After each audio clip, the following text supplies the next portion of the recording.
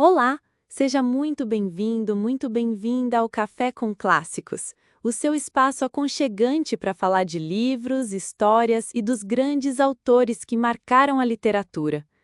Eu sou a Valentina e hoje a nossa conversa é sobre um dos maiores nomes da literatura brasileira, José de Alencar.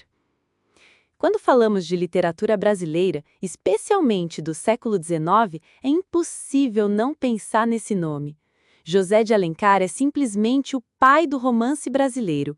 Foi ele quem deu identidade à nossa literatura, que olhou para o Brasil, para suas paisagens, seus povos, seus costumes e transformou tudo isso em literatura. José de Alencar nasceu em 1829, na cidade de Messejana, no Ceará, e cresceu em uma época em que o Brasil ainda buscava se entender como nação.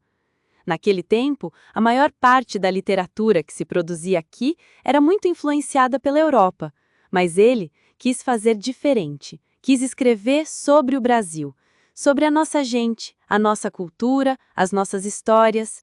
E foi assim que ele criou romances que entraram para a história, como o Guarani, Iracema e o Birajara. Obras que fazem parte do chamado romance indianista, onde o indígena é retratado como herói, como o símbolo da nacionalidade brasileira. Quem nunca ouviu falar de Iracema, a bela Índia dos lábios de mel, e de seu amor trágico com o colonizador Martim? Essa história é até hoje uma das mais conhecidas e estudadas da nossa literatura. E não é só uma história de amor, é também uma metáfora sobre a formação do povo brasileiro, resultado do encontro entre povos diferentes com culturas diferentes. Mas José de Alencar não parou por aí. Ele também se dedicou a retratar outros aspectos do Brasil. Nos chamados romances urbanos, ele fala sobre a vida na cidade do Rio de Janeiro, com personagens que refletem a sociedade da época, seus costumes, suas regras e, claro, suas contradições. É o caso de obras como Lucíola, Diva e Senhora, que abordam temas como o amor, dinheiro, status social e moralidade. E tem mais. Alencar também escreveu sobre o Brasil rural, com romances regionalistas como O Sertanejo e Tio, mostrando o interior, suas tradições, seus personagens típicos e os desafios da vida longe dos grandes centros. Mas José de Alencar não foi apenas escritor. Ele também foi advogado, jornalista, político e chegou a ser ministro da Justiça. Era um homem profundamente envolvido nas discussões sobre o Brasil, sobre a sua identidade e seu futuro. O que torna a obra de Alencar tão especial, até hoje, é justamente esse olhar apaixonado pelo Brasil.